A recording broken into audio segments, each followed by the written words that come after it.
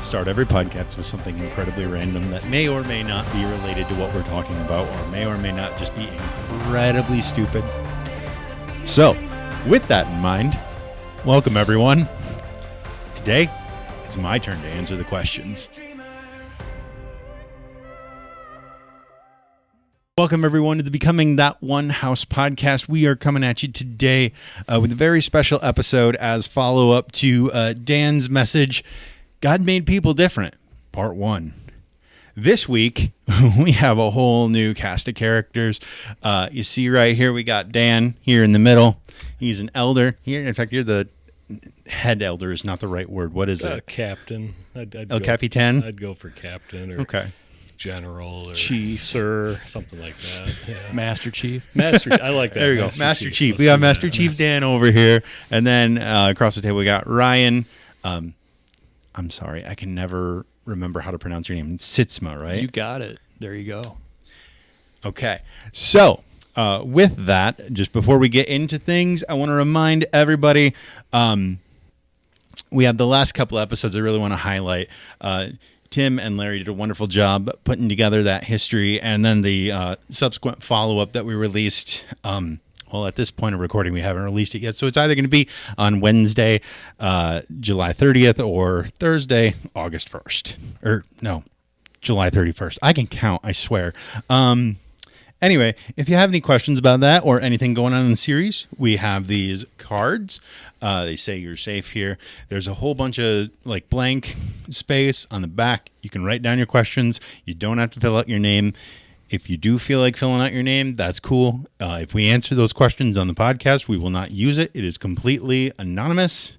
You can also send questions to Jake, Josh, or Ben at spartacenter.org and info@spartacenter.org, and Chelsea will get us those questions. With that, let's get into the icebreaker.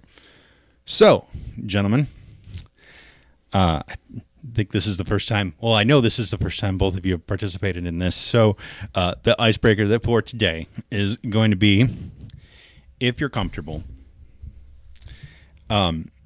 can you tell a specific story or a moment where God has used a person with a disability or just the disability itself to change your perspective on whatever moment that is within? Well, first off, I didn't realize that's what this was going to be about. I thought this was going to be one of them alien podcasts. It's like I brought the wrong notebook, so I'm not ready. I'm not ready for this conversation. I mean, but you're right though. Yeah. So two things come to mind when I think about just my perspective being changed just recently. One of them I kind of talked about on Sunday a little bit was when I had mentioned when one of the other elders, Cam Cutsley, brought to our attention some of the accessibility concerns. I realized that two of my friends that I'd been inviting to church, praying that they would come to church, wouldn't really be able to come to church because of mobility concerns, because of profound cognitive disabilities, and ultimately it felt like a dishonest invite. It made me realize that I wasn't really seeing them or hearing them, that I was just offering something that works for me, but something that I like. I like my church, so you should like my church, even though this might not work for you. And the other one kind of related to it was another individual that Lisa and I met a while back. He has dementia, and I've shared his story before.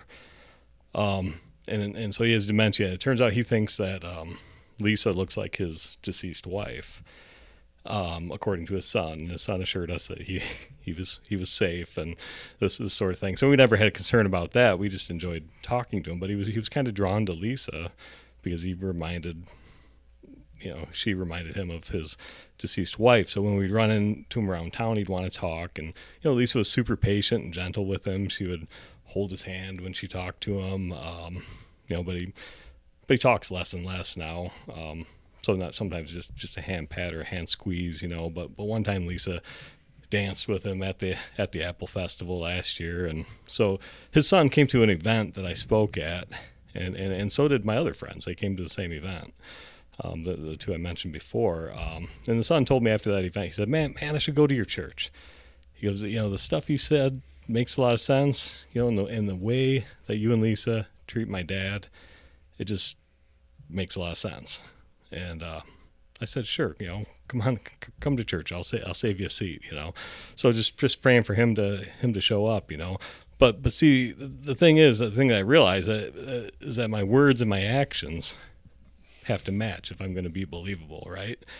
It all starts to make sense when words and actions make sense. I wish my words and actions made a little more sense for my other friends with their special needs, but that's why in the message on Sunday I said this isn't just an accessibility issue for me, and this is where my perspective changed. This for me is a gospel issue, right? Like this is something that's keeping people away from church, keeping people away from hearing the gospel. So that's changed my perspective. That was between now and last December. So never too late to learn a new perspective, I suppose. So Definitely not. Yeah. Never too late. Yeah, for me, probably, the person that's closest to me, of course, I'm sure we'll talk a lot about today, is, my son, Caleb. And as he started growing, and Caleb has autism, but, what we realized a lot, my perspective on when he was,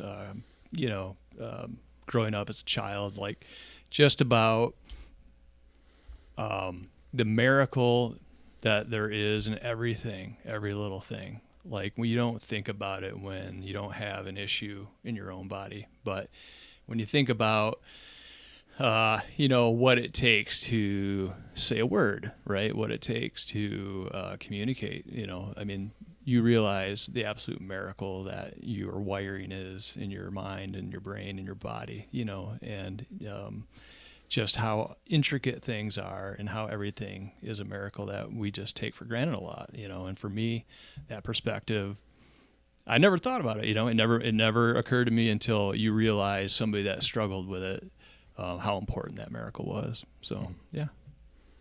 All right. And then, so I would say for me, again, it's weird, similar to what it was on Sunday. It's weird talking about it because it's talking about me, and I'm not entirely comfortable with that all the time. But I think what it was for me is one of my other jobs that I work at is I work for PECA. The company is called Peckham Incorporated.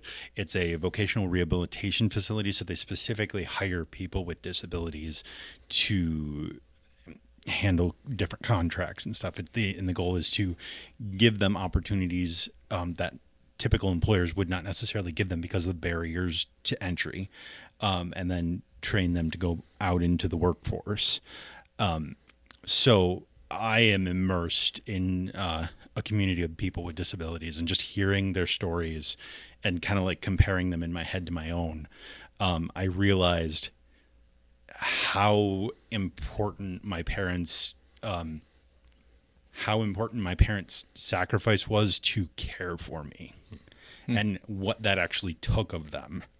And that just kind of like, those moments where you learn something and your entire perspective of the world shifts. Oh yeah. That was just kind of like, whew. And it's something that they'd never even said to me. So I at that moment, I didn't even know how to handle it. But so let's get into the topic. The topic is going to be, again, God made people different. And this week, we're specifically talking about people with disabilities and accessibility of the church. And I think it's a really good discussion. I think what we did on Sunday was really beneficial. I know a lot of people came up to me and said it. What was the scripture that you primarily used? Was it something from Psalms? Yep, Psalm 139. Verses 13 and part of 13 and verse 16. For you created my inmost being. You knit me together in my mother's womb. Your eyes saw my unformed body. All the days ordained for me were written in your book before one of them came to be. Just the Psalm 39 is awesome. It just talks about God creating us just uniquely, fearfully and wonderfully, just skillfully putting each of us together. I've used that verse so often to minister, or that chapter to minister to kids, to guys in jail. It's an awesome thing to read those verses to guys in jail and say, God didn't make a mistake, didn't make a mistake on you, and he loves you, and he has a plan for you. Your days are written out, but then to kind of come to this conversation and to realize that, God has a plan written out for each of us, and for some of us that's different, because God makes people different, and for some people that plan includes disability, and so yeah, that's kind of where that came from. Just before you start asking the question, just want to explain to them what's going to happen. I am not going to be asking the questions, Dan. It felt weird for me to answer questions about disability, being a person, obviously, with a disability. I'm the captain now. He is going to lead this, and so I'm going to toss it to you, Dan. All right. Well, we're going to kind of use the same format we used on Sunday, with some things added in here, but we're just going to start off just asking Ryan, tell us about your family. Tell us about Caleb. Tell us about, what do you want us to know about you? Yeah. So my family, wow, my wife and I got married 26 years ago, both from West Michigan here. I have 3 boys. Caleb is my oldest. He's 19. I have Ari, who is 15, and Clive is 13. So out of those 3, Caleb has autism. And, we knew something wasn't right in utero. And at that point, we weren't sure. Doctors weren't sure. They said could be nothing, could be severe. We don't know. We're really not going to know until you're like 4. And so we just, held faith, prayed. It was a little stressful during those times just because you didn't know. But, he was born, and right about that 3 to 4 year old age, as he was our first one, we didn't really know those signs to look for. But my mother-in-law started noticing him, and he was diagnosed, around that age, with having autism spectrum disorder, and at that point, he had started saying a little bit of words, but, it started to, redact, and there was no more, so he did become nonverbal after he started speaking a little bit, which was, one of those surprising things, and you're always excited for, and then something happened and you're like, what just happened, so but yeah, we live up in Sparta, and my 2 other boys were active with them as well. We're all things hockey with Ari, and Clive's doing it as well, and we're trying to keep with them and doing life with them too, and making them feel as much love as we have to Caleb. So a little bit about my family. There you go. Well, so going back to the icebreaker question, Yeah. when I talked to you for the first time about this, talk about perspective change. One of the things that you said to me, after you were talking about Caleb, and you said, Dan, when you met Caleb, you probably said, "Hi, Caleb, how are you doing?" And I said, "Well, yeah." And you just kind of looked at me, and I'm sitting there like, "Yeah, I did. I talked to him," and then. You're like, well, he's nonverbal. And I was just like, oh. Was I that rough at you? Yeah, well, it wasn't rough. It was just, it felt rough on the inside. But there you go. But he's nonverbal, and you just kind of let it hang there. And I was like, I'm processing this, my perspective changing. And then you go, he's not going to answer you. I was just like, that's exactly what that means. And just perspective change. You don't know what you don't know. And that's a huge part of this conversation for me is learning and hopefully not bothering people too much as I ask the questions and learn sometimes at other people's expense. But you taught me to when you greet someone, with ASD, you say, "Hi, I'm glad to see you. I'm glad you're here." You don't you don't kind of force them to answer you or anticipate that answer. You just, Yeah. Just, It took me a couple of years to figure that out, and I'm his dad, so don't worry about it. Right. Right. Yeah, Greg Miller had some funny stories about that learning curve too. He would ask Derek, what's the matter, and Derek's very literal, and Derek would say, I don't have any matters. Yes. So it's just this perpetual learning curve that we all have to be on with this. So let's keep talking here. Ryan, we'll start with you on this one, and just ask. And this is why I approached you initially, because it was like disability is not in my experience, largely not in my experience. So I knew I had to learn after that incident last December with the accessibility concern. So I wanted to ask you, what is it like walking into a new church for the first time with Caleb, with your family? I mean, you know how to tend to your own needs, but you're walking into a completely new place, and Josh shared a little bit about that on Sunday too, and his family's experience. What's it like? Help us to kind of feel that with you. Yeah, I mean, I've been at church my whole life. I grew up, in the church. I think it's hard to have one statement on that with Caleb because, he had seasons in his life, right, where we were able to work with him more at church. So when he was younger, walking into church, I'm always an apologetic, right? So I'm always wanting to say, I'm sorry, I don't mean to, create any problems or, any, other, maybe feel like you're inconveniencing. Yeah, everybody. Inconveniencing. But, walking into church, the biggest thing for us when he was younger, it was just like, okay, all right, how is he going to do if he goes into the daycare? And, how long is it going to be before one of us gets called out? And that's probably for most kids, right? At that age. But I would say, there was a bit of a stress level at the beginning. And then, I would say I really haven't had a negative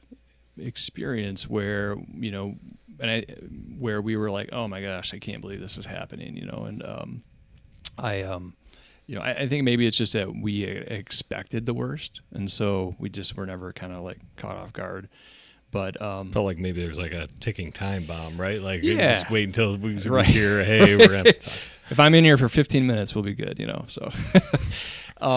But as he grew older into adolescence and stuff like that, like church just was hard for him, and I wouldn't say church was hard, but buildings were difficult for him. Ones that had a lot of sensory overload, music and young kids screaming, and all that kind of stuff. And so, as he was getting older into his, adolescent years, it was like, okay, well, we're going to go to church, but one of us is going to go with him, and we're going to go,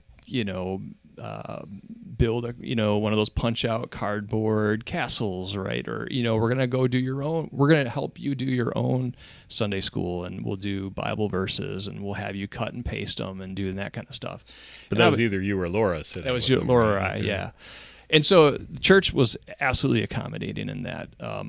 I've grown to be pretty tough-skinned, so I would just say it's a long answer to your question, Dan, obviously, but I never really felt nervous or scared or, like, oh my gosh, like how is this going to go down, so I would say I never felt that way per se. Okay. Yeah. Now, Jake, the question is a little bit different for you because you work here, so if you... Yeah. the experience has to be at least okay if you keep showing up for 20 years. but what's it like for you walking into a new place, visiting a new place where it's like you know what you need, but it's like, man, how's this gonna go? Yeah. Before I give you a full answer on that, I did a particularly bad job of telling you my story when you asked me on Sunday. Would you like me to give a little bit more context to that? Hey, I want to hear whatever you want to say because. Oh, I don't know if you want to say that. Well, maybe not all. I don't know. I don't know about that. So, like I said on Sunday, I have cerebral palsy. For those that don't understand what that is, that means that when I was in utero, oxygen was cut off to my brain. I am effectively at least partially brain dead. I say that in both a joke and actual all seriousness. I'm conflicted. I don't know whether to laugh. I'm not. You can go ahead. I'm not reading this very well, but anyway, what that does in my body is it causes my brain to miscommunicate with my muscles. So when I was young and learning to crawl, my parents would say that like I couldn't crawl. I would army crawl because my brain would think move arm and leg would move. So over the years, what that does is it causes my muscles to tighten and grow shorter and shorter, which is why I stand kind of like that. And why I have a difficult time walking. In fact, part of the reason the stereotypical thing with cerebral palsy is stuff with their hands like this is because those muscles are tightening in like that.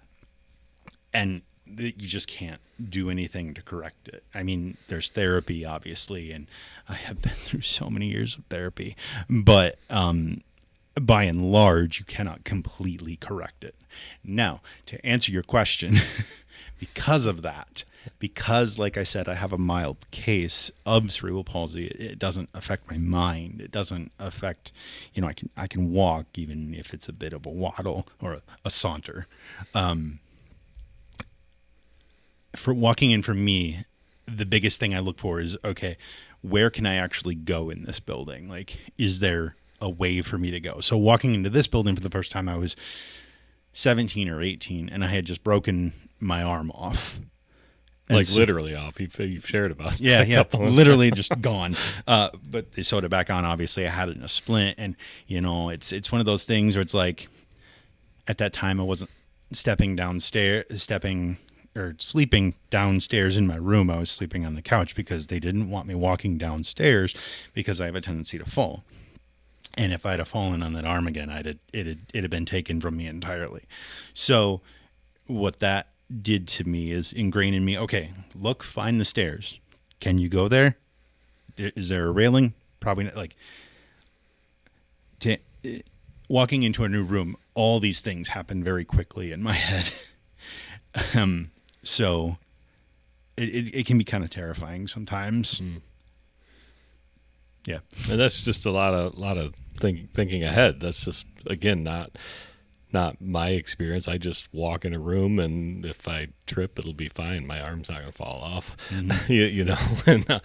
But so, and again, these are like perspective, like eye-opening things. For me, I was listening to Justin talk about the parking lot. He goes, the parking lots with the slight incline, when you're in a wheelchair, like I was like, you don't notice it, but he sure does. Yeah. And he said like the door into the church has just enough of an incline to notice. And I was like, really? Mm-hmm. He's like, yeah. He's like, our senior saints with their walkers, you can see them just trying to get over that little bit of an incline. It's just stuff that we don't think about. You Ryan, you as well have considerations that most of us don't experience, and it's just we don't know what we don't know, and that's why I appreciate this conversation, and that is one of the goals here, is just an awareness. It's not a blame game. It's not a hey, we should feel bad, or it's not even necessarily a, we should do something about this. It's just like let's think about this. Let's talk about it. Let's get it into the air of the culture of the church, and let's think about others' needs, and we're not making any blanket statements either. We're not saying, well, you two are the same, because you're clearly different experiences, and we have to obviously acknowledge and respect that. But yeah, that's for again, for me, I don't think much walking into a new place. I just go for it. I mean, when my kids were real young, I felt that ticking time bomb thing. But I think most parents might feel that it's like, oh no, what are they going to do here? But and I wouldn't do it justice, after just thinking a little bit about your question is, one thing that Laura did an amazing job was, before we went to a new church, Laura went there before, talked with the Sunday school, the pastor, the Sunday school teacher, letting them know our situation, checking out the classroom, looking at the building, asking them what's their program or what can they do. And so she really removed a lot of those hurdles and barriers before we even stepped foot into that church on the first day on a Sunday. So Yeah, it's just in both cases, it's just a lot of extra work. I definitely think that you can't understate the role of a parent with a person with disability, like in those formative years. Like, I don't understand it because I lived the other side of that. But like hearing you say that Laura did that, like I know that intellectually that my mom did that. I know that she probably had a stack of books this tall next to her bed trying to figure out, because like it was 1986 when I was born. Yeah. No one knew what cerebral palsy was, or if they did, they didn't care enough to like do any real research about it. And so like I can't express enough the respect that I have for parents like you who go and actively make their child's life easier, because I've seen the opposite, and it wreaks havoc on that child's mind. And I because of the way that I understand my world, I cannot fathom what it would be like to be in a body or in a mind that couldn't understand, that didn't have a context for what was happening, because my parents didn't give me an opportunity to understand. Yeah, that's well put. Yeah, and and as I feel as the church, it's like we just gotta be aware of that. We got to make it easy. We got to make the hard work that people are doing. Yeah. We got to ease their burdens, right? Yeah, we almost have to. I don't want to say be the parent, but we have to think like that parent to say what barriers can we remove for this person? How can we make it inviting and attractive for them to come in? You had to get that in there, too. Yeah. I've been saying it so much. These are some inside jokes from the podcast, if you're familiar with it. I'm totally oblivious. I mean, there's a lot of if Jake is laughing an inordinate amount, it's an inside joke ongoing in the podcast. That's a good reason to listen to everyone. Yes, for sure. Okay, so the title of my message was God Makes People Different, and Jake, I want to start with you. How does that land with you? Because you shared on Sunday about your physical differences, and that's something that can kind of be a challenge, kind of be kind of painful to you when you go to a new place. People see that physical difference. So when you hear somebody say God makes people different, like, just how does that land? Like, how does that even sound? When we use like words like different, special needs, like, I think it's better than what it was when I was growing up, because obviously I grew up around the time the ADA was, what was that, 1990 or something like that. They were starting that, let's do this for the people that can't. So I think it's very different. I think the attitude is very different. Now, what I do wish about that statement is you can say God makes people different and then understand that, but then not understand that there is nuance within that. Like even the people God made different, there is so much difference in those things. And I wish people understood that, because sometimes I feel like people look at me like I am cerebral palsy, like I am the poster child for it. And there's just, I can think of 5 of my friends right now that all have CP, and we are all just like, yeah, we have telltale signs that this is what we have. We're all pretty tight with our muscles and do a lot of this, but there's so much difference in how it impacts our lives that I wish I could make people understand that. Okay. Different is a lot different than you think it is. Yeah. So Ryan, how does that land with you?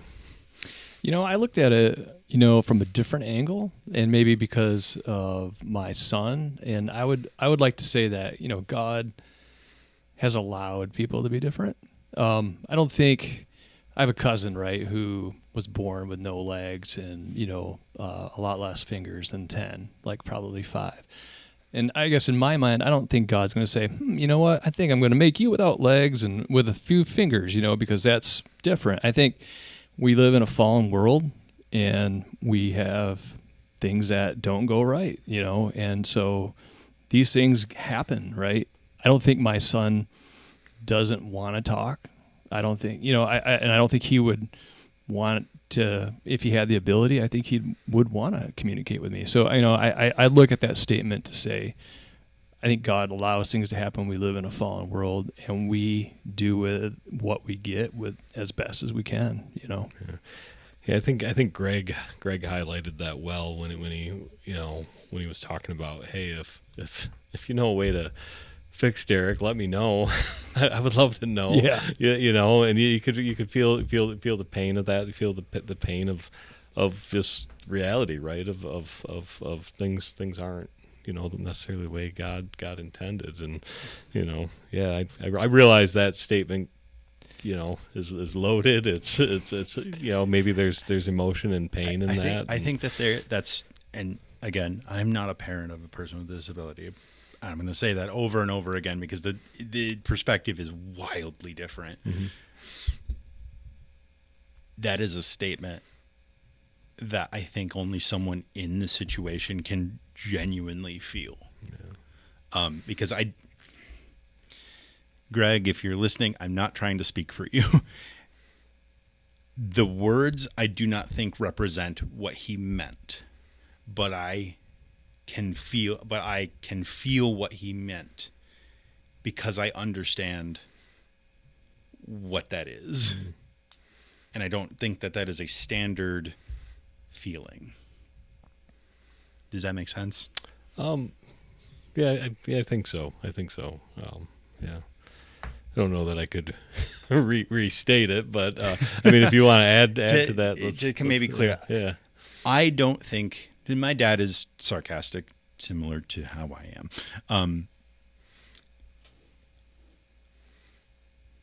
I don't think that if my dad said that, it would not be. If my dad said that and someone followed up with, "Here's how you fix them," my dad would have some words for that person. Right. That's what I'm saying. Like that desire is there, but it's not that. That's a way to express the pain without having. I don't know. I think even saying that's helpful. Like that's a way to express that pain. What is fix, right? That's it. Right. Obviously, if somebody has a disability, they, are going to do with that the best they can, right?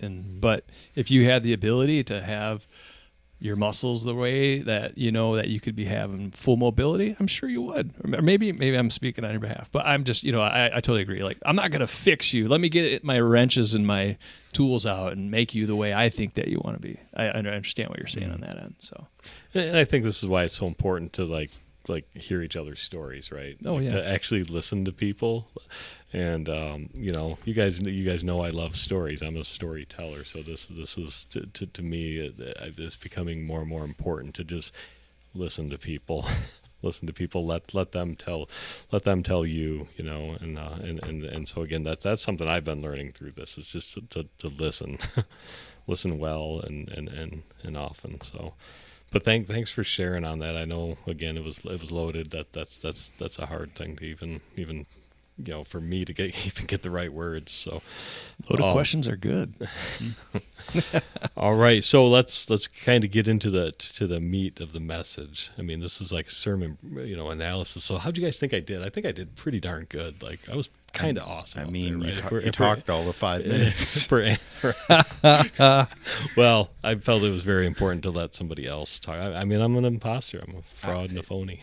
Yeah. This is not my experience. I enjoyed the format, definitely. Yeah. It was a good format for sure. So, and I think that if people think that, you didn't, that was great, but you didn't preach. I think that to speak into that, I think that there are moments in time when a need of the church maybe supersedes a message that could be given by one person. If that makes sense. Yeah, 100%. We're better together, right? Yeah. The verse, in 1 Corinthians has been resonating with me for a good long time. Is we one part of the body can't say to the other, "I have no need of you." So, we all have a voice. This is our story. This is Sparta's Center Church's story, and and some people can tell it better than me. So I felt it was super important to just Nobody can moderate it better than you, though. Well, I don't know about that. But Jake's almost a professional host. There you go. I mean, maybe he should have been moderating. No, they don't want me up there saying whatever I want. So, all right. So just kind of the what I had Jake answered these on stage. Greg and Brenda Miller answered these on stage, and so Ryan, I'm just going to kind of throw these at you, and then Jake, I'm going to invite you to just kind of react and respond as we go through this. But this is good. This is going to be, what does the church get right? What does the church get wrong? Kind of question. So let's start there. What does the church get right? Like in general, or SCC specific, in your experience, what is something you can look on and go, you know what, church got that right for us? You know, I'm looking at not just SEC, but from the time that Caleb had his diagnosis was about the same time where there was just starting to get, I would, for a lack of a better word, popularity of this growing, demographic of autism being labeled, right? And there was still a lot out there, even 19 years ago, where there wasn't a lot. There wasn't a lot around, and people didn't really know how to deal with it, right? And so I think when I'm thinking, and you say church, Dan, so a lot when I think of church, right, I'm thinking of the people, not just the building. And I think what the church has gotten right a lot with us is the acceptance of our family dynamics. And it's not necessarily like being able to help Caleb, because I would have to tell you, Caleb, just church, the building, the structure doesn't work for him, right? And I don't care how great you make it. Maybe if you put VeggieTales on a 100, foot screen and he can watch it. I mean, that'd work for me too. So, but I think what the church got right for us and our family and the churches that we've been to is the acceptance that, hey, Ryan might not be there on a Sunday, maybe for a month, or Laura might not be, or none of us might be, and to know that, hey, we get it, we understand. It's not like, oh man, I wonder what's going on with the Sitzma family, they're not coming to church, or not doing this, and I think the acceptance that we have a dynamic family scenario, and there was acceptance to that was huge, right? Okay, that's great. Jake, what are your thoughts on that? On what does the church get right? Maybe you want to add a little bit to what you said. Yeah, I mean, both you and the Millers said it. Like, SCC is great at accepting for people with ASD or whatever. SCC is great at accepting the family that is around them and supporting everyone within that unit, and that's not something I think that you get a lot for anyone. I think it very often is, like Greg said, we'll take you're normal, whatever normal is, but no. Yeah. And like you said, that made me very frustrated. I'm sure it would make you frustrated too, because that person is a part of you. Yeah. So I think we're very good at that. And like I said on the stage, I think often it's more important to get the people part of it correct, and then the building can come along later. Whatever accessibility needs have to happen, that can come along later. Yeah. Yeah, I think, it's that unfamiliarity that makes the conversation awkward, that makes the experience awkward. It's like, not having a plan, not being, like someone with a need shows up and you're like, oh, we don't know what to do. And it's just that unfamiliarity, lack of. We also live in a very it doesn't seem to happen that much around here. Like, there's, how do I say it without being mean? There's not a lot of diversity in this little pocket of West Michigan that we live in. Sure. That probably plays a part of it, right? That's, I mean, human difference is awkward. So when we see it, it's like even me being the different type of person that I am, it's like, whoa, what's going on over there? Yeah. And me being the person I am, it's unfamiliar, right? Your situation is unfamiliar. So for me, it's almost like you gotta, kind of like you described walking into a room. You got to think about, okay, how do I interact here? What do I? If you want to make yourself feel cool, just pretend you're one of Ocean's 11 going in and casing a joint. There we go. There we go. Or again, like what I learned with Caleb, there was it's unfamiliar. So, hi, Caleb. How are you? And then waiting for the answer. That's just not gonna come until Dad says, hey. But the fact that you're doing that, Dan, says volumes to us, right? Mm-hmm. Instead of the awkwardness of somebody, a little standoffish, and being, they're not trying to do it, they're trying to be polite, but they just don't know what to say, Mm-hmm. I'd rather have you screw up, because I've done it plenty of times, and trying to do that, right? So, yes.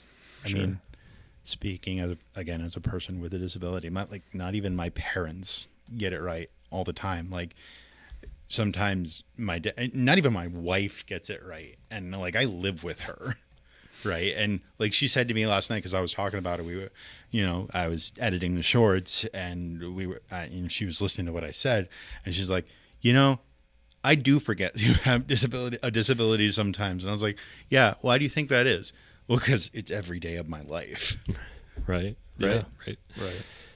Yeah. So I think we touched. Let's transition into that, and we kind of talked a little bit about that at the tail end there. But what does the church get wrong? And maybe not so much that, but what could the church do better? Maybe frame it that way. If that, because again, we're not like attacking or accusing. We're just raising awareness and making things awkward for everybody. Right? It wouldn't do much good to attack a church I've been going to and literally pays me. Yeah, because that'd be awkward. That'd be really weird in the next job performance review. Like, okay, Jake, we got to talk about some of the stuff you said on the podcast about what the church is doing wrong.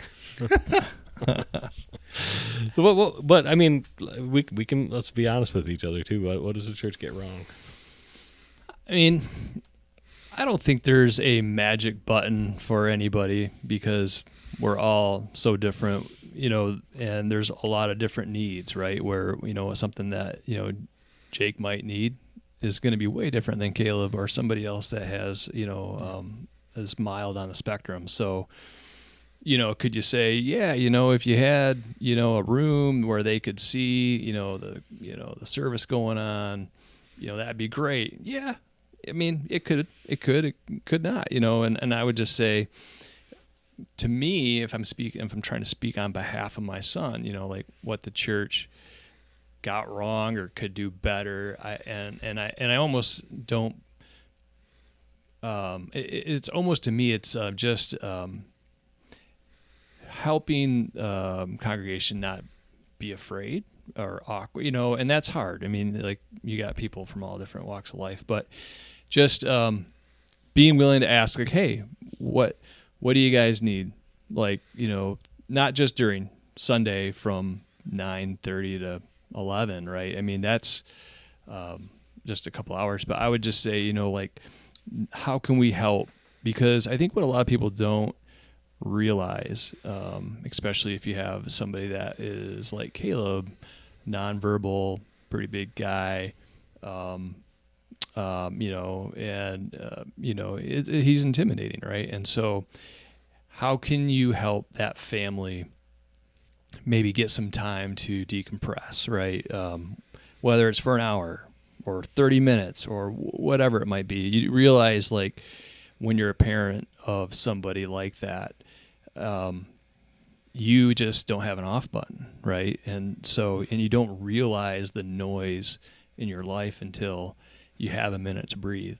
And I think one of the most important things to keeping a family together when you're dealing with a situation like that, and I think it's also especially important when you have siblings involved, is you're getting opportunities to go and have respite. Respite's one of those, clinical terms, but but respite's hard. Respite's hard for people, for us, for parents. We don't want to, drop my kid off somewhere, and hoping that it's okay. But, I think if the church looks at how can we help, and maybe this is one of your other questions, Dan, so I'm sorry if I'm morphing into another one, but is how can we help that family, have time to reset? And I'm not talking a day. I'm talking an hour. I'm talking about like, hey, go get Christmas presents. Like drop them off here for 40 minutes, right? And that can be intimidating for a lot of people. They just don't know how am I going to take care of this guy, right? Yeah. I think it comes with being curious about who your kid is, and understanding like, hey, what can we do? And I think a great way that Laura and I felt accepted here, comfortable, is like, Jason and Kelly Bowers came over to our house and they did supper with us, and Caleb was there, and man, they acted like nothing was wrong at all. And I don't know, Caleb was pounding on the walls or the floor at that point, but they had no concern and to me, it just felt like, wow, that's amazing that somebody can do that. So long answer, but I think that's one thing the church could do is try to figure out like, how can we help that family get a chance to take a breath? What do you think, Jake? What would you add to that or expand on that? I'd say a similar thing. Like we've said a lot on this podcast, it's a lot more about posture than it is one specific event, because that one specific event, at least for me, and like you can speak into this, Ryan, because I genuinely don't know that much about people on the spectrum or like how it works or anything like that. What works for me one day might not work for me the next day. So absolutely, if you were like to retrofit some kind of accommodation for me, one day it'll be work, and then the next day my muscles are in a different position and it doesn't work. Or if people get overstimulated, you retrofit a room to be what did you call it? Sensory room. Sensory room, yeah. That might work one day, but not the next day. But then it works again the next day. I think it's way more about posture and like you said, how can we help? How can we invest? How can we be a part of your family that's maybe, effective? Yeah. And I think, to your point, it's just, there's some things that you can do. You got to look at what you can do and what makes sense. And like a sensory room helps the majority of those people, and there's younger kids. Absolutely, maybe you look at that. You know what I mean? Or, it's just like you do. It's not going to be a magic bullet for everybody. You don't feel defeated because it works one time and then doesn't. Because like you said, everybody's different. And I had gone down that road. Where is the magic bullet? I'm going to tell this church how many things that they need to do. Yep. And then I come to learn, nope, that's just my kid being my kid. Right, and that's the important thing here. What I'm hearing both of you say is that like everybody's got individual, unique needs, changing needs. What works for one family might not. It's very interesting how being around people with disabilities forces you to do it well. It forces you to reflect the gospel in a way that I don't think a lot of people think about. Yep. I will tell you, and we can go on to the next question after that, but one of the things that Caleb had such an affinity to was when we were at a church and they had a library, and that library had a bunch of DVDs, and he's an addict for VeggieTales, right? And they've done studies why VeggieTales is so attractive to kids with ASD, and I won't go into that, but I'm just saying, like, he was so excited at a point to go to the church, to go to the library so he could check out the VeggieTale DVD, and then it would give him a purpose to go there and go back. I mean, he might have been in the building for 10 minutes, right? But it gave him another place to go to other than just my bedroom or our house, right? And everybody can benefit from a library, right? So I just that's one thing I think, if I had to think of the most, one of the more positive scenarios that he had, right, when he was going.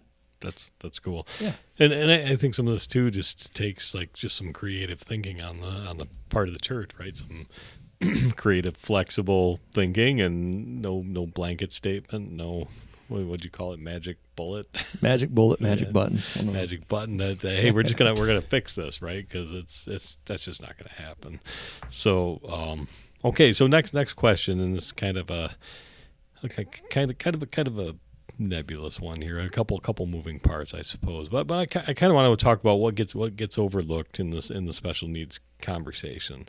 You know, there's more to each of you than disability, right? There's like in your family, there's siblings, right? Like you like hockey, and I know you're both movie guys, and it's so let's just change the subject for a minute, right? You're both movie guys, so let's settle it right now. Marvel or DC? That's a big question. Just What? Marvel or DC?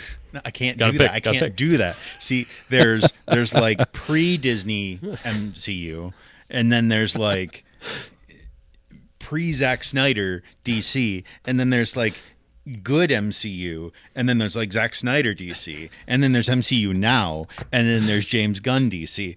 Gun to my head, I would say the Superman movie that James Gunn just made is the best one of them all. Of everything. Okay. Yes. So you're a DC guy. You just kind of Jake's deep in it, He's man. DC. So Marvel or DC? Right? What are those? So that's not even a conversation. So, Oh, that's a slap in the face. I'm sorry. all right, maybe a different one. And then I think Josh will appreciate this because we're going to work in the car reference, right? Like Ford versus Ferrari. You know why so many Hot Wheels are modeled after Fords, right? No, I have no idea. So that kids learn how to push them young. Oh, wow. Well, Are you talking about the movie or the car? yeah.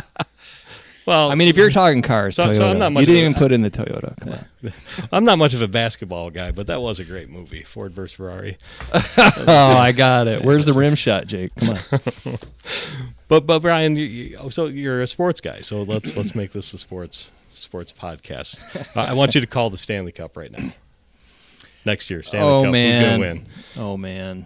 This That's a this tough seems like it's one. as hard as Marvel versus DC for Jake. I want to say I hope the Oilers make it back. All You right, know, well- I'm a Cinderella guy. Well, you heard it first right here on There you the go. huge Dan Morick show. Don't copyright that now. Oh, oops. That was the thing. Who won this year? Panthers, Florida Panthers. Good, Yep. good. Okay, but the point being here, and thanks for playing along. You guys had no idea that was coming, so I appreciate that. But the point being here, there's more to your life than disability, right? So let's, and this was hard for the audience to catch on Sunday, but Brenda, she really felt it was important to talk about their daughter in the conversation. She spent some time talking about her daughter's achievements, and you had to be up close, but she had she got emotional when she was sharing about that, and again, siblings can get overlooked, right, Ryan? You talk about that a little bit. Jake, you want to talk first? I mean, I don't want to steal your thunder. I have sibling. I have a sibling. That whole conflict has recently come up because it's so hard for kids to understand, at least in my family, or at least the people I've been around, that this little child that is not normal is going to require so much extra care and so much extra time. And why is mom exhausted? Well, because Jake fell 6 times today. Why is dad got to be away on work so much? Because dad has to make enough money to provide for a family where mom doesn't work and also has her own medical issues, but then also has to provide so that Jake can get the care that he needs to grow up to be a person, and that's hard for, I think, people like my sister, because when you're a kid, all you see is dad's giving special treatment to this person, dad's giving special treatment to this person, mom's, and specifically in my story, when I was 3, my mom and I went to live in Chicago at the Ronald McDonald House because I had to have a rhizotomy and they needed me like right there to monitor me. Well, we were gone for 4 or 5 months. And so my dad and my sister grew real close. Well, when we came home, that kind of waned a little bit because, one, I'm the boy and dad is dad. But also, mom needed help with me. Like, you don't just go from back surgery when you're 3 to, oh, now he's walking upright. That probably takes some time. Yeah. An adjustment. Yeah. And like, I think I doubt that you are watching this, Lee, but if you feel violated by this, I am so sorry. I think my sister feels somewhat, my parents having to do that, I think made her feel a little bit violated in their relationship. And I don't know what I can do to help with that. I wish there was something I could do to help with it. Yeah. Yeah. I mean, that's a tough part of the story, right? And and that's, I think it's pretty awesome that you at least have a sensitivity and an awareness to, your sister's potential, like, different experience, right? That's the other side of it. And Ryan, I mean, I'm sure some of that resonates, and some of that, I mean, you have 2 other boys, if I could say it that way. And yeah, I mean, let's talk about that for a minute. I mean, that is huge in our family. I mean, I was listening to a podcast when Caleb was still really young, and it was about a family with a child that had special needs, and they had siblings that were extremely bitter about all the time and energy and the money went to their one sibling. And it just impacted me a lot when I was listening to that. And, Laura and I, talking about that and making sure that, listen, we have to make sure that, we help our other boys as much as we can. And I would say that, was probably one of the hardest decisions I would say Laura too, have ever had to make in our life. When Caleb was 10, I don't think we would have ever even had a thought in our mind to say, like, you know what, he's probably not going to live with us, forever. Like, he's going to live with us our whole life, right? He's going to live, that at that age, and as he went through adolescence, and there's a lot of just very tense times with a lot of anxiety in our house with him going through puberty and coming of age, and that really affected our 2 boys tremendously. And to have to make that decision, when he turned 18, to say, you know what, we need to help him find him a place where he can live, and and for him as well, just to learn how to be able to survive without us, but also so that we give our other boys an opportunity to be able to decompress from the environment that they are subject to 24/7 in our house, right? And it was monumental. I mean, I would say it was the toughest decision that we've had to make in my life. It wasn't fun. We still are working through it, and it gets better every day. But yeah, I mean, those decisions, we need to make sure that our other kids aren't that way. And I don't want to be like, well, we need, I don't want to make it feel like, well, we got to make sure my other kids are served, but we want them to also love Caleb, right? And I don't want them as adults to come back around someday and not want anything to do with them, because they would feel that their lives were wrecked because of the things that mom and dad had to do to help them through it. Yeah. I would say I have immense respect for that attitude. And I don't want to say that my parents didn't do that, because I do feel like they tried. But I think my sister would tell you that she hated me for the first 18 years of my life.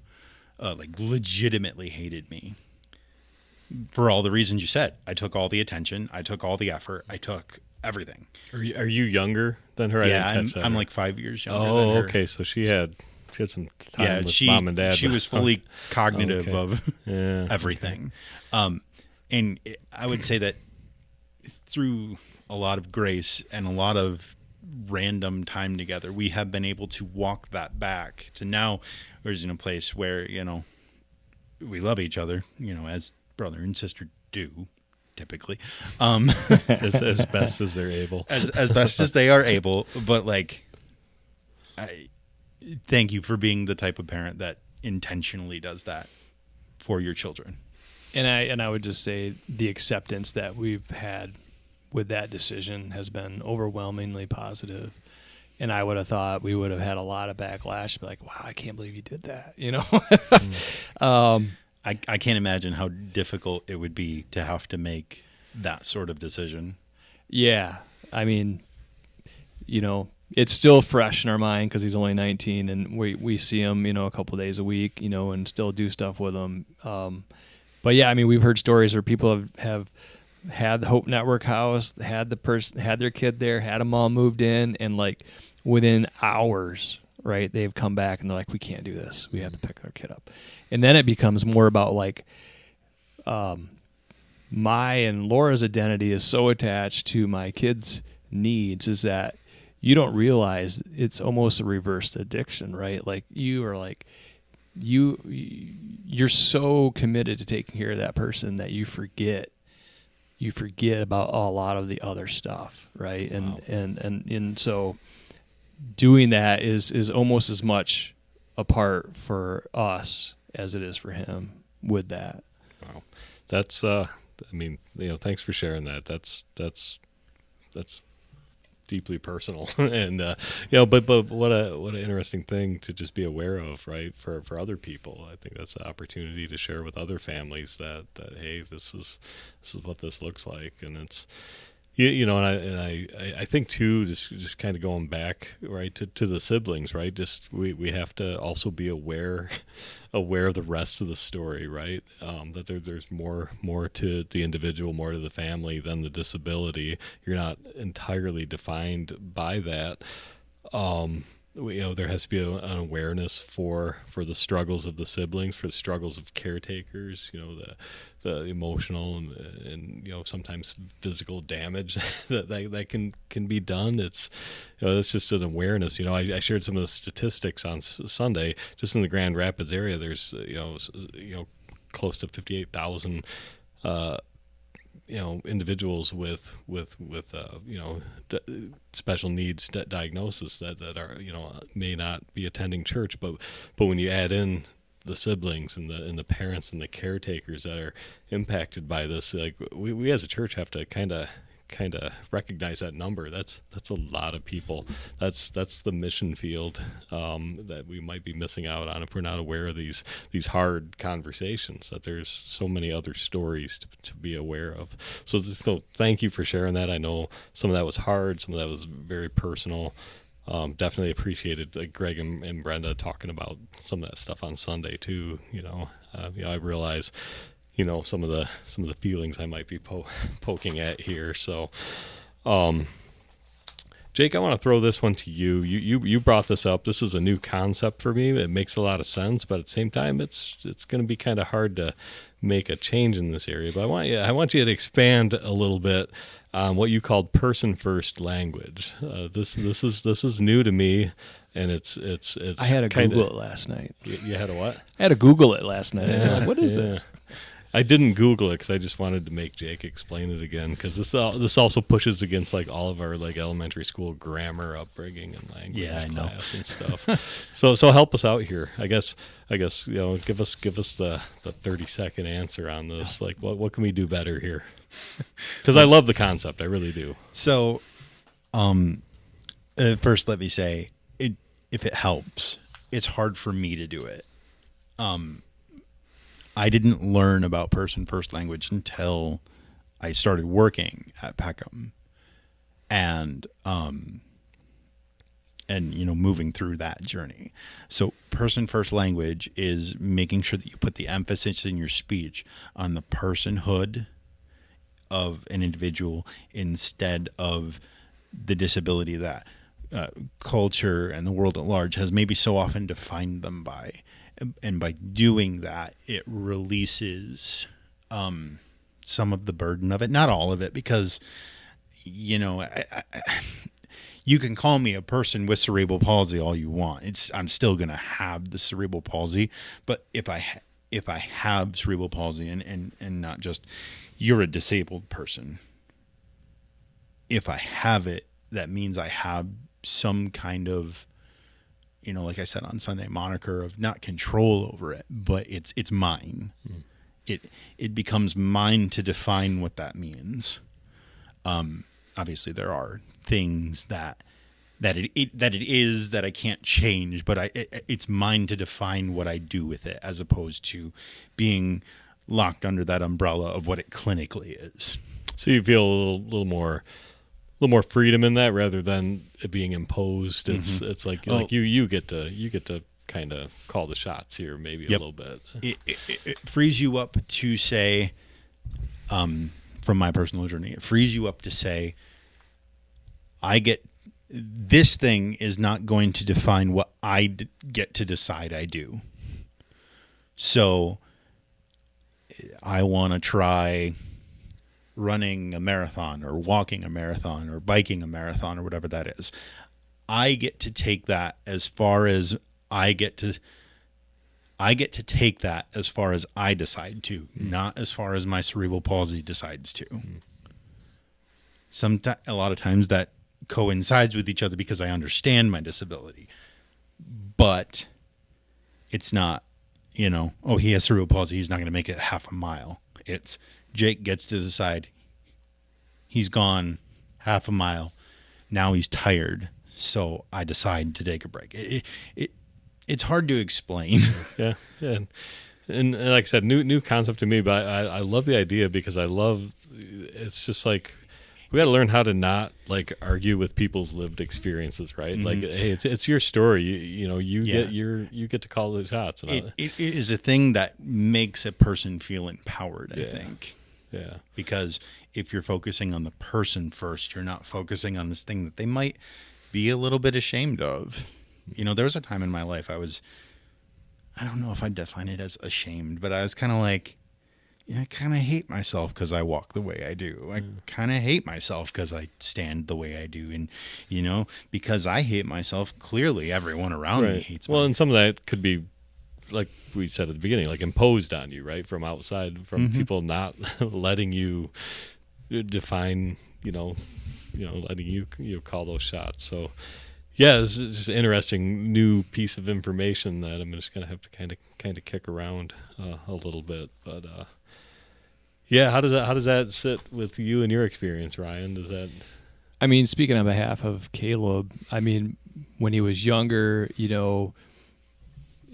from a label standpoint, you'd be like, oh, hey, Caleb's autistic, and what I learned is, right, hey, God can heal anybody, right? I mean, we know that. So I always, made a decision when early on to say like, hey, here's my son Caleb, he has autism, right? It's part of what he has, but it's not him. And so I think maybe I did person first way before anybody else. Yeah, wow, cutting edge. No. Wow. But for me, trademark that. Yeah, there you go. For me with him though, I feel like I've always have pushed him, and try to get him to do more than somebody might be like, don't do that, don't do this. And so like trying to get him to, find those limits. But yeah, I mean, for me, it's probably just more like saying like, hey, I have a son, his name is Caleb, right? But he has autism. It's not that he is autistic. He has autism. You're not defining the entire experience by saying, hey, this autistic kid. Exactly. Right. Exactly. Again, like we just talked about, there's more to the individual, more to the family than this, and let them exactly let them tell their story. Also, if you start with the thing, whatever the thing is, that's the way we refer to it as work, because we're not technically supposed to ask people what's up with them, so we refer to it as people's thing. That's funny. That's the thing. Like if you start with, for me, if you start with cerebral palsy, like I said, you have me under this umbrella. It doesn't matter that I'm a musician, I'm a writer, I'm a artist. I like to fish. I like to ride bikes. I don't like Renowned podcaster. I don't like to ride bikes. I can't balance on them, but still, Well, you get the point. Get the point, right? Right. All right. Well, I appreciate you bringing that up. Again, this is about awareness and just continuing to learn and not and letting the story tell itself. So, thank you for that, Jake. All right, so we're gonna move into maybe a little more sensitive portion of our time together. But I'd like to ask the two of you. How do you wrestle through the whys? Why did this happen? Why did God allow this? And here's the way I want to set it up. Like Jake, you were born with cerebral palsy, so you don't have a different experience than that.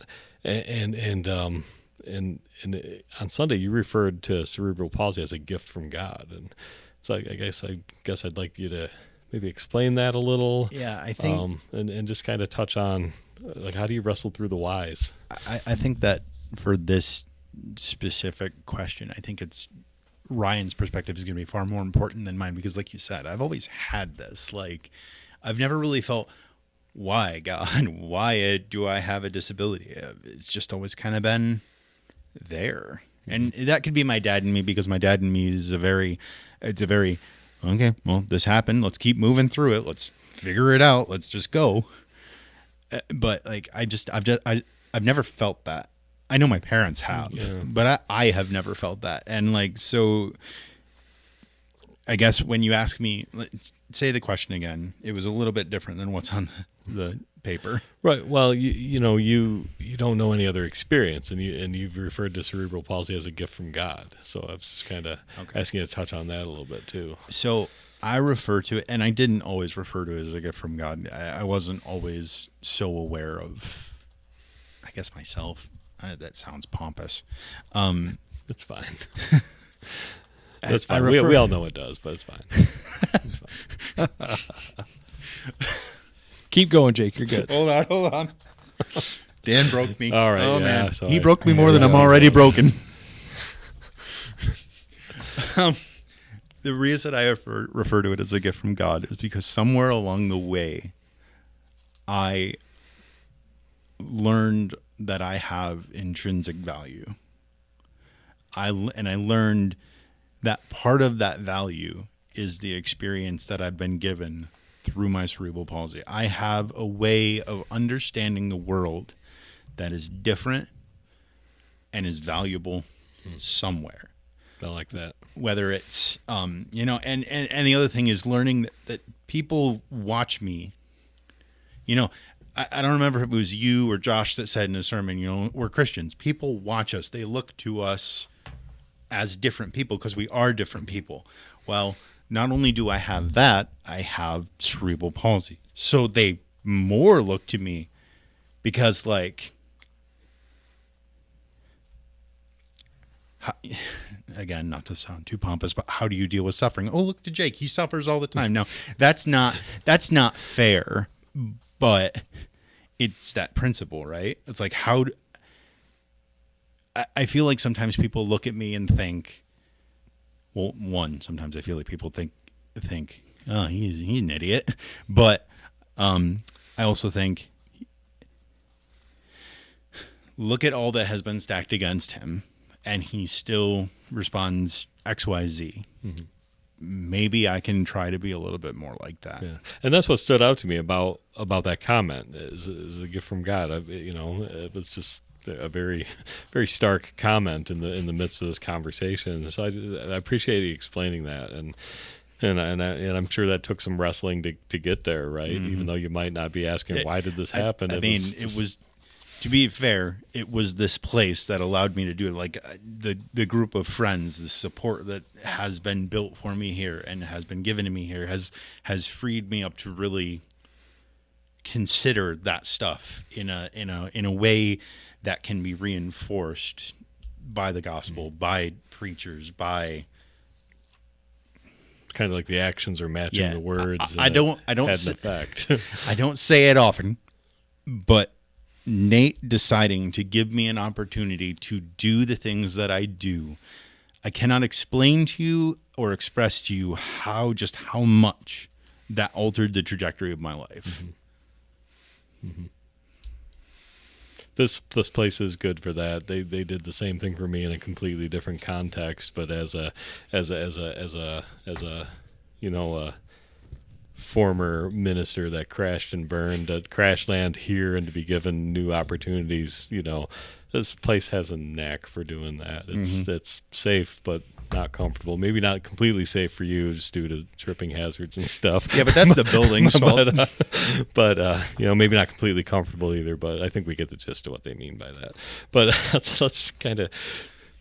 Before I dig that hole any deeper, let's kind of. I want to kind of transition over to Ryan with the same question, but I want to talk about Greg and Brenda again for a second here, because their story was also very striking as they were kind of talking about their family. Just they were talking about living life, going to school, sports, marriage, career, new house, one child, and then the next it was different when Derek entered their life, and God had a different plan for them, and so I thought that really stood out to me when they shared that. And so Ryan, you had have a completely different experience than Jake, of course, but Caleb came into your life much later on. You and Laura were married for 7 years, right? Pretty close. So there he is, and then it gets weird. Right? Weird, right? You could say disability intersected. Maybe you could say disability interrupted your life. Maybe those are all the wrong words for it. But I just like, how do you process that? Like, how do you wrestle through those whys and whats? And from a parent standpoint, I think that's your first response. Hey, what's going on? Why is this happening to me? And then, as life happens and you deal with the situation, right? And, we get people all the time saying like, man, I just don't know how you and Laura can do it. And, I'm sure your parents were the same way, Jake. It's like, well, you don't have an option. You just have to deal with it. And I think this is a great thing for me was God can use things even though they're messed up and bad for good. And what I mean by that, the lessons that I've learned in my life because of how we have Caleb have been extremely impactful, I think, in terms of just like the path of life that we've taken since that happened. And what I mean is I was super ambitious and entrepreneurial back in my younger days, motivated and driven by success and wanting to make a lot of money, and and you're just checking all the boxes, right? You're going to church, doing your good deed, and all that kind of stuff. And then you get this wrench thrown in life. And so in terms of like, why me? I think God's showing us through these years about how what's really precious in life, right? Like the money, the success, all that stuff I was going after, who knows what would have happened if I had a successful business and, would have gone down that road. And it might have been a train wreck, right? And for me to say, I can't do that, or at one point I was really into the military, right? Like I can't, how could I do that to my family and go down that road, and not be there for my kid? And so I think what God has shown me through Caleb, the why, is that, hey, there's an adventure right here in your house. Like you don't need to live an adventurous life. The adventure's right here. And you also understand, hey, what's really important in life, right? Like, where are the miracles? The miracles are in the small things, right? I mean, learning how to talk, like learning, what things, how to eat, like just the small miracles we miss so many times. And so that why continues to go I think our whole life we're going to figure that out. Like Laura and I would definitely not be where we are in our marriage, I don't believe, without Caleb. It's made us stronger. Now I know there's been families where it's torn them apart, right? But these are decisions that you make. I hope my kids are stronger because of it. Even though they've had to go through some tough times, I hope that will make them stronger, right? And then that will be impactful for them. And so I'm almost, even though none of us would want Caleb to be having to deal with the challenge that he has in his life, like, it's made all of us better in our family because of that. And I would love to ask Caleb at some point, how are you dealing with this? Like, right, Jake? I mean, he's had it his whole life, but I can't imagine to be able to know something in your head that you cannot communicate to somebody else. And there's a book that just was extremely impactful to me. And Laura will know the author because she's a bookworm. But it is a book called Henry, and it was about a real story about a guy who was taking care of a kid who ended up being totally, I would just say, in a vegetative state, right, until he passed away. But it's a great short read, and you just realize like how his condition had changed so many lives of the people that surrounded him. And I think that's what Caleb's done for us. And I just, I just hope that he has that. I hope he can share at some point, and if it's not, maybe I'm sure I'll see him in heaven and he can tell me that. So, yeah. All right. Well, I definitely appreciate you guys sharing on that. That's hard stuff to talk about, and that's some like unresolved tension ultimately, right? It's just like we don't always get the answer that we want.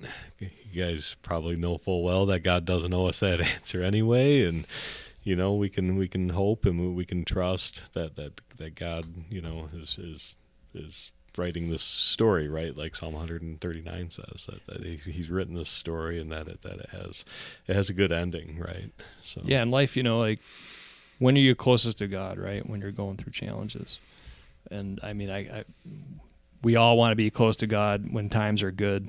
Like, that's what we should do, right? Human nature. We don't. I don't feel like. But when we had, some of those darkest hours at our house were some of the times that I just had no control over what was going to happen, and I was totally relying on God. And that's, I think, another why you just realize like how little you're in control, Yeah. So, well. Do you mind if I ask you a personal question? It might be too personal. You can tell me. I'm an open book, Jake. Do you remember a moment in that, when you were in that space of why did this happen to my family? Why did this happen to my family? And Caleb was maybe able to do something that was, a milestone, a little miracle, and you just went, oh. And can you tell the story of that moment? Yeah, I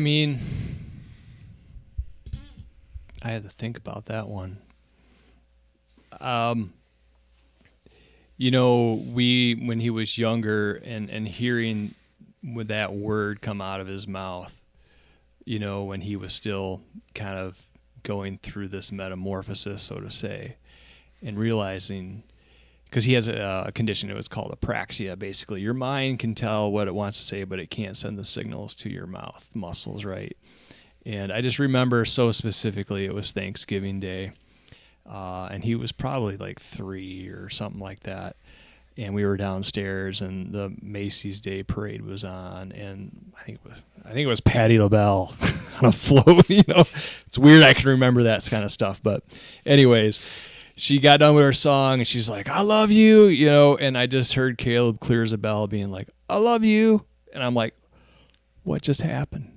What just happened, right? And I would say those were the things where you're like, oh, my God, like, that was so awesome. And then there's these little times throughout, even at his age now, like Laura and I will be with him, and you'll hear a whisper under his voice. He'd be like, yo, what do that? And you're like, oh yes, I want to do that. Like, it's there, right? It's there, and it's there. And so those are some of those things that we catch, and you just know, like, that miracle's there, and he's wicked smart in math. Like he's Goodwill Hunting smart, and only by Laura's sheer effort of teaching him at home to realize the miracle. Like the dude can see something on a wall, and it's like, and she'll have to check it, and she's, oh yeah, that's right. And it took him a fraction of a second to do that, and so you see that.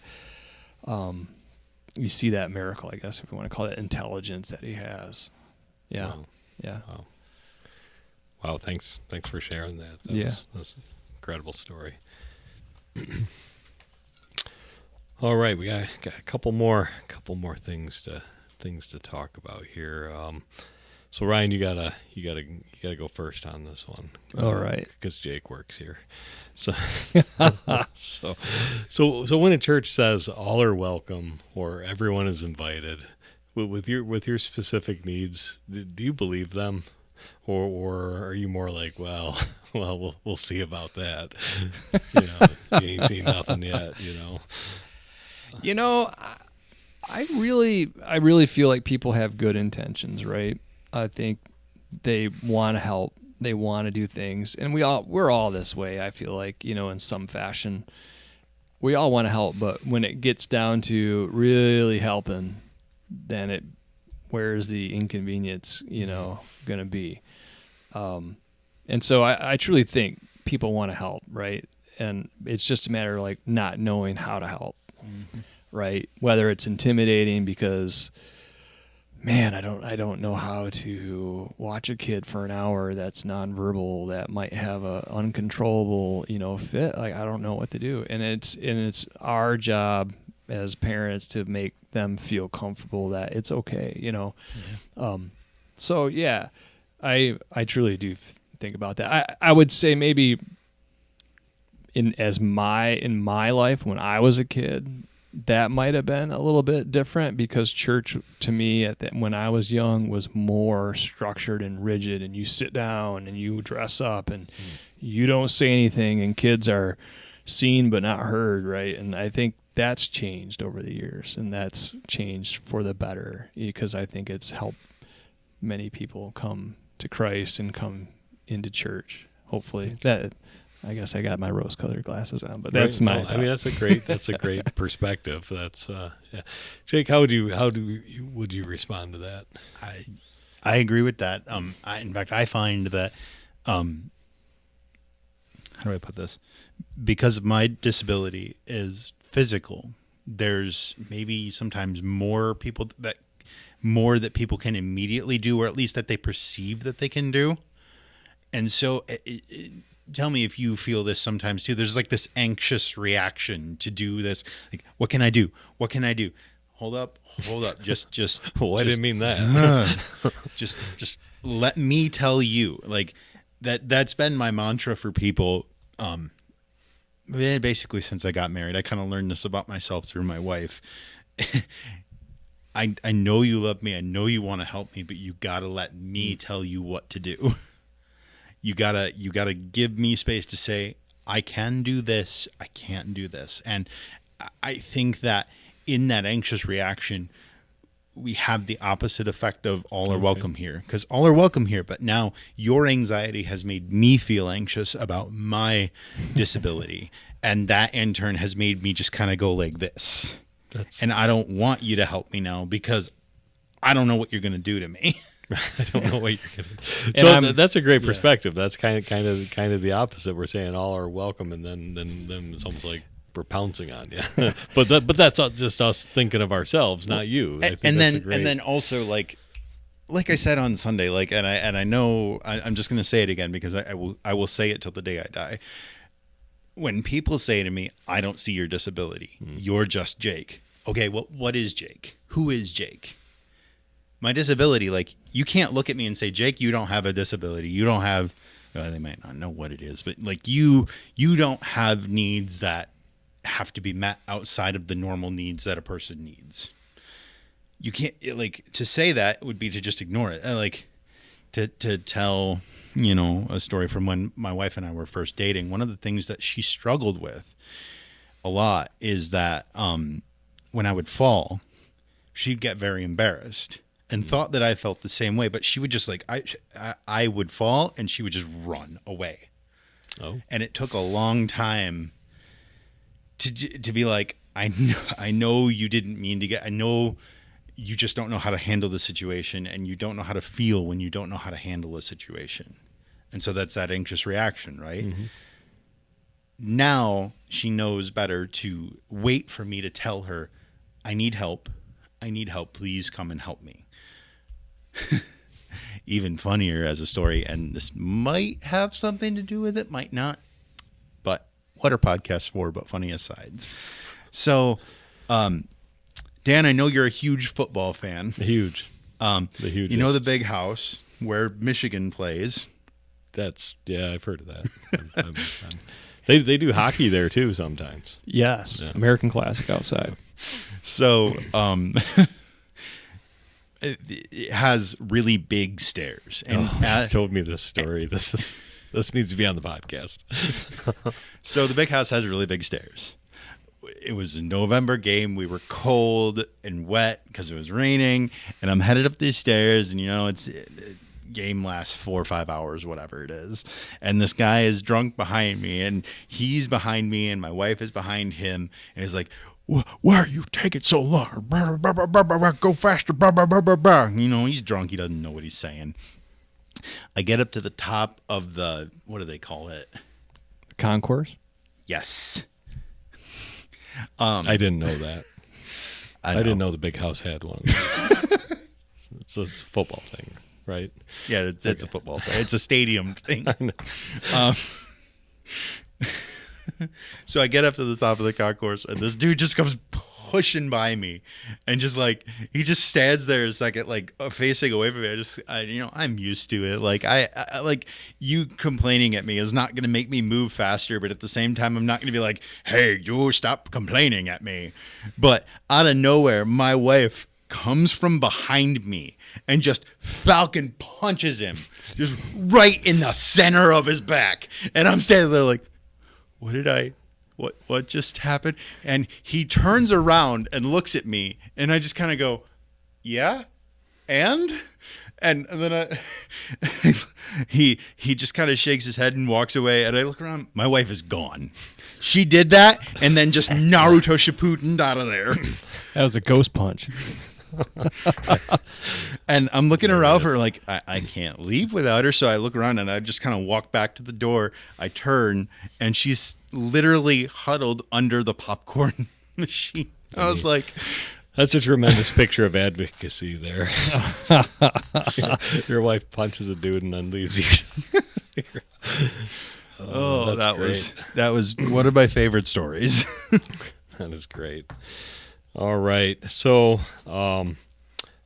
here's kind of my closing question here. What's the number one way we can be that one house for those in the community with disability?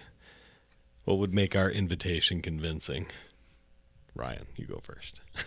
I think I said it earlier, but there is no magic bullet or button. The one thing, I think if I had to make a recommendation, the church as the people is just be curious about the family that has somebody that is neurodivergent or special needs or whatever term you want to use, right?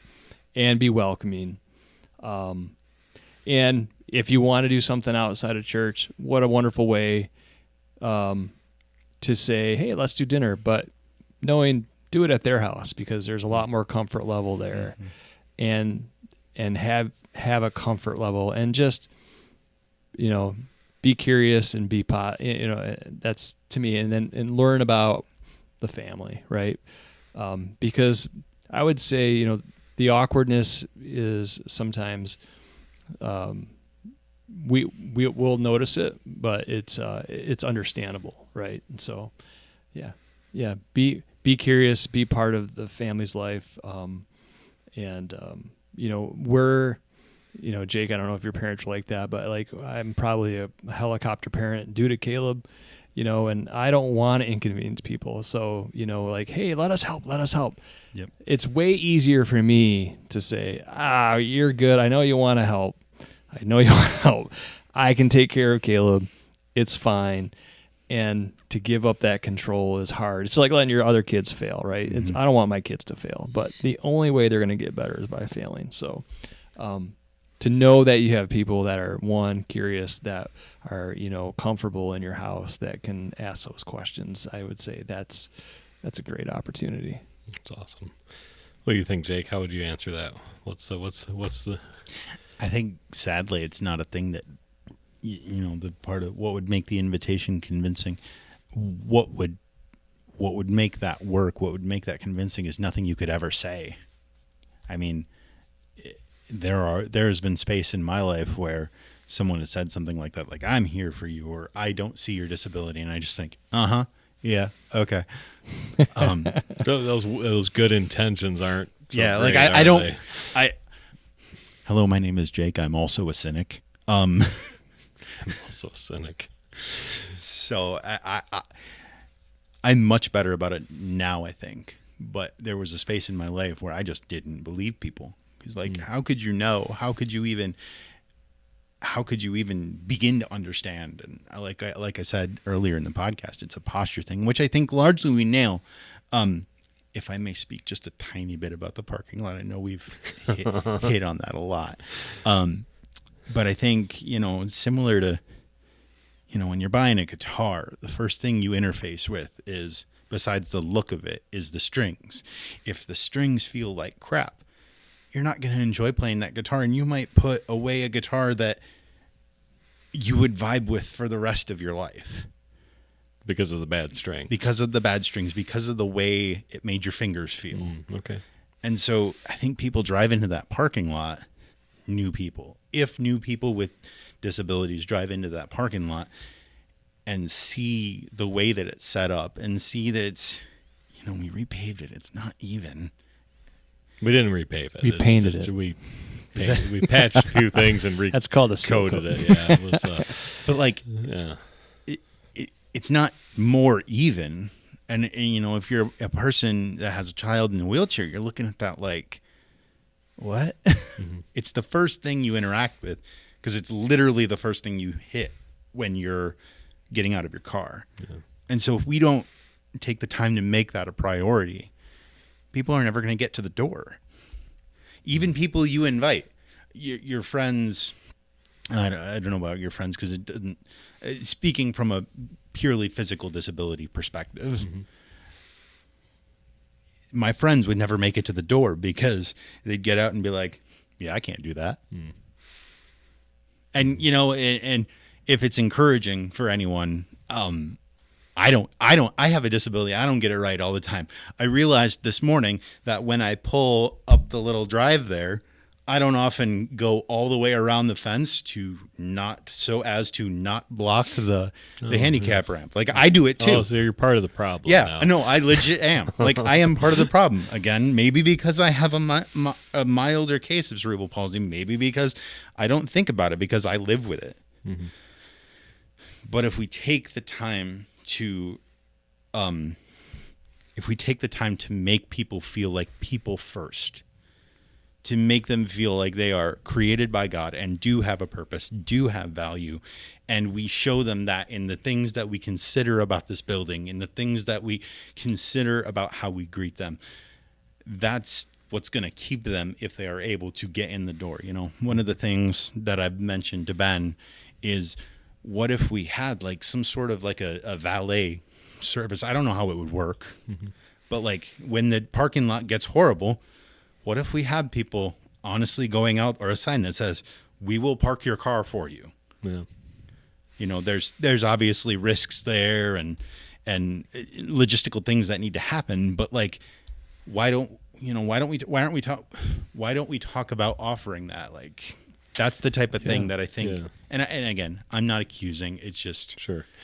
But that's a creative solution versus spending, the $100,000 to do a mill and overlay, right? Like, hey, how do we do a valet, right? Yeah. I mean, like, what it's actually going to take to fix that parking lot is way more than if we just showed ourselves to be a people that considered options outside the box. Right. And this is exactly part of what this conversation is intended to do, is to raise awareness to talk about the awkward things, to not settle for the easy answers. And in my experience the last couple of months is we have a lot of great people looking at things. We have people on the property team that are listening. They're listening, and they're gracious. They're patient. I might be wearing that a little thin on them, but they've been good so far. They haven't invited me to a meeting either, but they haven't chased me out of the building yet. But we keep asking, and they keep giving answers, and ultimately we're going to run into limitations. We're going to run into financial limitations. We're going to run into structural limitations, and we got to face that together. And we got to face that creatively. We serve a creator. He didn't keep us here for 170 years. I also would say that in the name of posture, in the name of thinking outside the box, like, you got to understand, people with disabilities, by and large part, I think, are afraid to say anything. I know, speaking from my experience, getting up on stage and saying that stuff made me incredibly afraid because I was like, there's people I've known here most of my life, more years of my life now than I haven't known them. And what I was gonna say maybe would like offend them, and I don't want to do that because like that connection is so important to me, and it's just like, I don't know, we can't be afraid to ask questions like you've been doing. Yeah. And just to interject quickly, in your question, Dan, if we're talking, and I think, Jake, this probably resonates with you, but when we're talking about how can we be that one church for the community here, I think it's absolutely valid. Like you said, somebody's not going to come in if they're like, yeah, I can't get up there, and they won't know that we have a valet service, right? I would say the same thing from somebody with a child like that, I like Caleb, right? It's like, and we talked about this, Dan, about a year ago, like, how do we get the community, like, well, let's not bring them in on a Sunday morning. Let's say, you go to the Head Start or the Empower, school that's here that, that supports the, special needs kids in the community. And do we offer a time for parents to have an hour reprieve, or they can go out to Trini's or do some shopping? Or do you do that? You meet them where they're at, you give them a short breath, or if they just want to take time just to decompress, like whether it's like in the sanctuary, whatever, right? Things that aren't going to cost a lot of money, but can make a huge impact on bringing people that are from the community here and being like, wow, we haven't ever had that. And to try to set up because I can tell you, to try to set up a respite date through, the government organizations and stuff, it's not easy and quick, And so if we just offered that kind of stuff, or like you said, Jake, like even from the physical disability standpoint, like if we're talking about the community, those make a big difference, right? Because you're going to keep coming no matter how bad that parking lot is, right? They have me on a hook. You're I stuck. can't get away. You're stuck here. You're contractually obligated to show up a couple of times a week anyway, whether you like it or not. But these are great conversations, and so I'm gonna, before I hand it back to Jake to close us out, I'm just going to ask SCC to pray for wisdom for your leadership. We have opportunities, we have other conversations in the works. We've been told by one outside kind of church resource organization that we're asking questions that not many other people are asking. So they're actually interested in hearing what we learn and how we navigate some things on some specific topics. So there's things out there. There's decisions. There's of course limitations. There's resources. There's people here that are doing the work, that have a good heart and good intentions to figuring this stuff out, and and there's people delivering the bad news, so to speak, of the limitations that we're just gonna have to figure that stuff out together. So we need to pray for wisdom. We need to pray for patience with each other, and and we need to keep moving forward on this. Like I was saying a minute ago, our Creator put us here for whatever 170 years, and He's not just gonna gonna give up on us here because we got a rough parking lot. So, but there is a creative solution, and there's something that he's got. Pastor Nate would always say that the best is yet to come, and I firmly believe that. We're just getting started here at SCC. This is just what's our next step. And I would definitely say that from my perspective, like, yes, there's limitations, but there's just always another way. Mm-hmm. The moment that there is not another way, you might as well give up. We just got to find the opportunity, right? Right. The third way that Nate always talks about. Yep. I love that conversation I had with the individual about hearing aids when he said, "Isn't that expensive?" I was like, I don't know. Let's let someone else tell us that. We're just going to ask the question. Sorry, property team. We're going to keep bugging you. But we got good people that are on board with this. We have elders that are listening, and we just need to be praying for wisdom, praying for our next step. So, and keep asking the questions. I invite SCC to ask the questions. If something's on your mind, something with your specific need or concern, bring it up to us. Let one of your elders know, your small group leader. We want to talk about it. We don't want to shy away from the hard conversations. We can't make any promises, and it's going to take a long time to turn a big ship, but we'll get there. We'll get there. So Jake, I'll turn it back over to you to close us out and talk about a couple of things we got upcoming. Okay. Give me just a second. I need to double check something that I was going to say. Oh, okay. So Ryan, the Oilers, huh? This is where the edit part comes. Right. Yeah, you will not see any, or will you? Or will we? I did watch part of a hockey game with Ryan. That was fun. You did, yes. You did. That was different. And I was not ever a sports guy until my kids got into it. Oh, really? Yeah. Really? Wow. That's how Laura started dating me. It's because I didn't watch sports. Oh. Guess the joke's on her. That's right. That was bait and switch. That's what happens, man. All right, Jake, what do you got? All right. So that is it for I'm not going to call this a breakdown of the sermon because that's not really what it was. I mean, there's parts that broke down within the conversation. Yeah. This is the conclusion of our discussion on accessibility within the church and just disability as a whole. I want to take the time to thank you, Ryan, for being here, and just thank you for being the type of parents that you and Laura have both been. You guys, again, I can't express how important that was to me growing up. I know under a completely different circumstance, but it matters. And thank you for doing that. Oh, thank you. Dan, thank you for being the one to ask questions. These are questions that I've been here 20 years, and you are maybe the first or second to actually ask them. Thank you for that investment. And thank you for being here. Glad I know it's. Glad to do it. I told y'all I'd get him on the podcast. Yeah, I got him on the podcast. I specifically said I wasn't going to do this, and then specifically then here I am. And, wah, wah. But we do have Blanket Josh. We have to acknowledge Blanket Josh. As I told Ben earlier today, I cracked that egg. Cracked that egg. Okay. All right. Wrap it up, Jake. All right. I bet we probably have a record length here. Yeah, we do. Okay.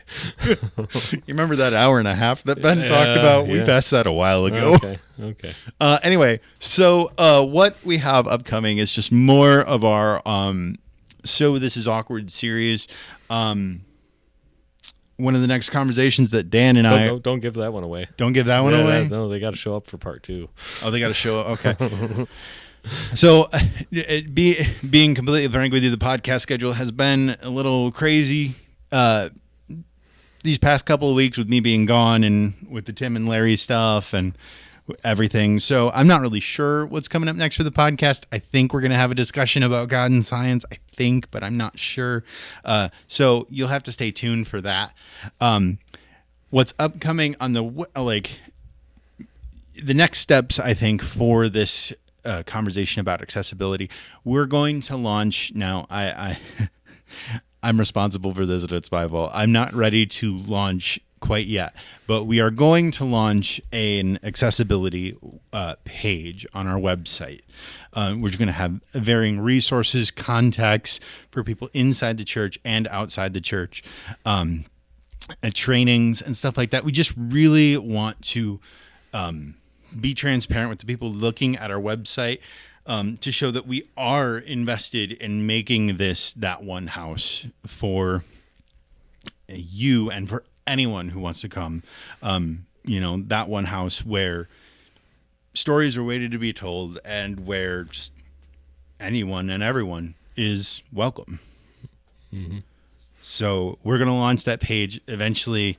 I'll get it put together. I'll get the people together, I promise. I'm also, as you know, working on the Our Story page as well.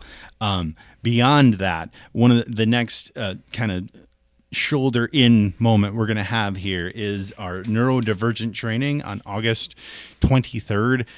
Josh has put this event together. It sounds like it's going to be a great event with a lot of speakers. I know at least a couple of people on here, I think. Yeah. And we just want everyone that can to show up. It's $25 a person. Again, August 23rd, lunch provided. It's all here. It'll be a lot of time for discussion, a lot of time to just connect and learn more about this accessibility conversation. Other than that, God first science. Which side are you guys on? Intelligent design. they support each other. They support each other. All right. Anyway, have a good weekend. Thank you. Oh, wait, I forgot the social. Oh. You don't get to get away just yet. The one person that's still, usually you're the one person that's still listening to this podcast at this point. Yeah, probably. So if you want to check us out between now and the sermon or whenever, you can check us out on all major social media platforms: YouTube, Facebook, Instagram, Twitter, blah, blah, blah, blah, blah. You know all that. Where did I put it? There it is. Ask your questions on this contact card here.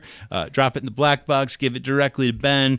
I suppose you can give it to me if you want, but I'm a young buck. I'm fairly irresponsible. There, Unreliable. Yes. All of the above. A little pompous too. I think you talked about that earlier. Definitely pompous. Anyway, you can also send us your questions by sending them to Jake, Josh, or Ben at spartacenter.org or info@spartacenter.org. Again, it is completely anonymous. And now, other than that, have a good weekend.